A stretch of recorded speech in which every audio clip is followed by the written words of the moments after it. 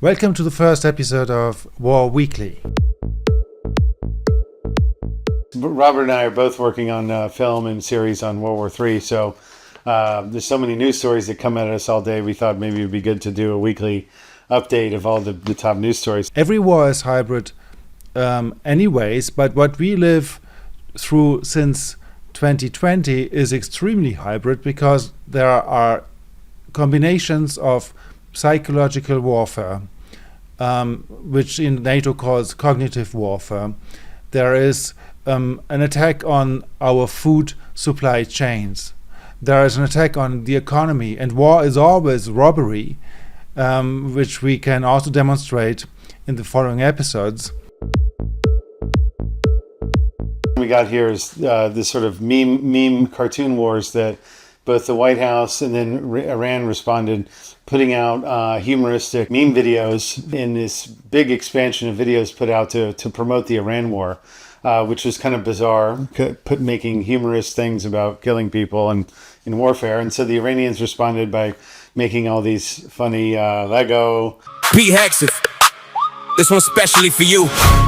You punk ass rapist bitch, straight from Iran. Cartoons calling Trump a loser, that they're going to fail at everything. The Americans are getting pounded. So it was quite a new thing in warfare, having the use of humorous cartoon videos. Yeah, it's funny because this normally would be the role of dissidents. Normally, dissidents would do cartoons of their so-called leaders and head of states, and especially in war times, this is often a bit prohibited. But here, both governments of Iran and the United States are doing this, so which is really, really mentionable. I think, in a way, we see this the last couple of years already, that these governments, not just the one of the United States, but all Western governments seem to be a parody of themselves. They don't take themselves that serious anymore, and people on the street do the same. The next story I just briefly mentioned is that conscientious objectors are proliferating in the U.S. One NGO that helps military people conscientiously object to their service said they've seen a 10 times increase in conscientious objectors. There's a huge rising anti-war sentiment. Trump was elected to not start more wars.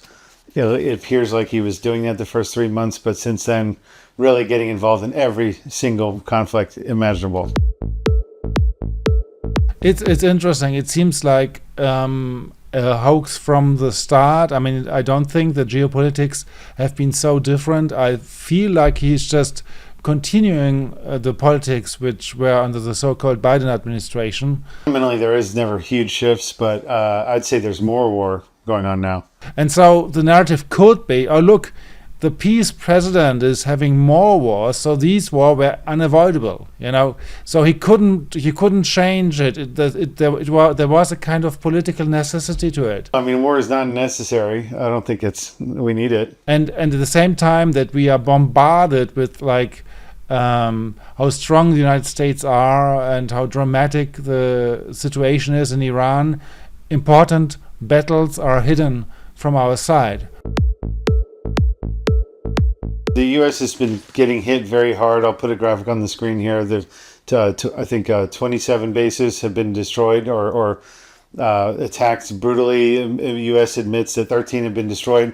One recent attack that occurred on the 27th of March was on the Bubiyan Island. This is in Kuwait. This is very, very close to Karg Island.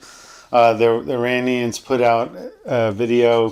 The 82nd Airborne Division of the U.S. military was ambushed by Iran. The 2,000 soldiers of the 1st Brigade of the 82nd Airborne Division arrived at the Bubiyan Island military base in Kuwait by C-17 Globemaster III transport aircraft, preparing to launch a ground assault on Iran's Karg Island. Iran obtained the exact time of the arrival of the Vanguard Brigade through its intelligence network in a third country. 5 top-notch Special Forces soldiers of the Quds force disguised as shepherds infiltrated the area 1 mile north of the 1st Brigade's assembly point 2 days in advance. Meanwhile, 3 electronic jamming vehicles were deployed at the Kuwait-Iran border. Once everything was in place, Iran launched a full-scale attack at around 1 a.m. The first step was to activate the electronic jamming vehicles, which immediately disabled the radar at the assembly point and cut off the communication system. The second step was for the infiltrated special forces to activate the laser target designators they carried, providing precise coordinates for the airstrike. The third step was for 36 Ababel 3 drones carrying high explosives to fly low and destroy the ammunition depot and armed helicopters. The fourth step was for 4 F-4E fighter jets to fly at a height of 30 meters, penetrating the radar blind zone. They first used 2 Cage-25 anti-radiation missiles to destroy the radar at the assembly point, and then, guided by the laser from the Iranian special forces,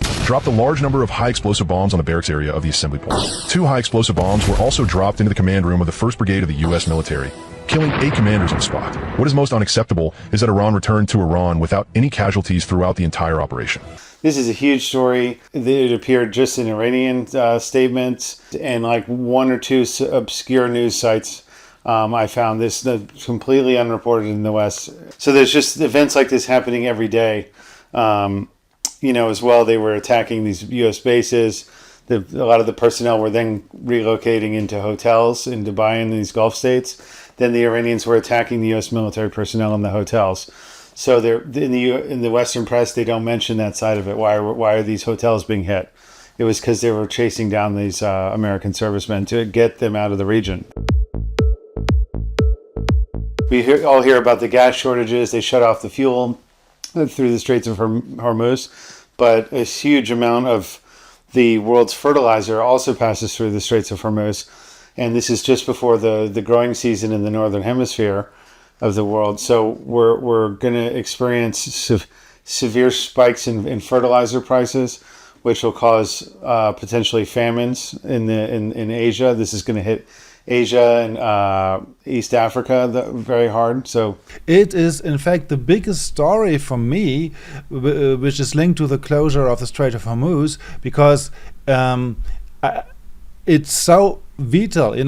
I can survive without gas for the cars, but I cannot survive without food.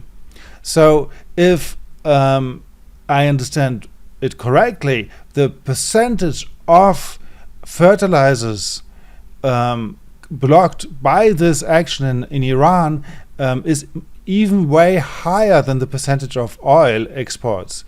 And this is in fact logical because there's a German invention, the Haber-Bosch process, in which you can create fertilizers from natural gas.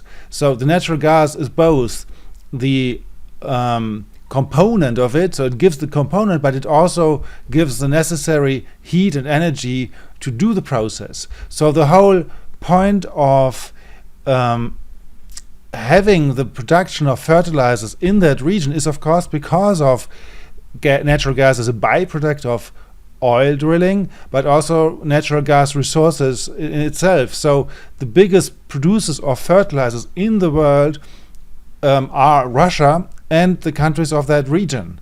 And another one, which is really important, is China. So what we have in Europe is a very dire situation. I just want to remind you that,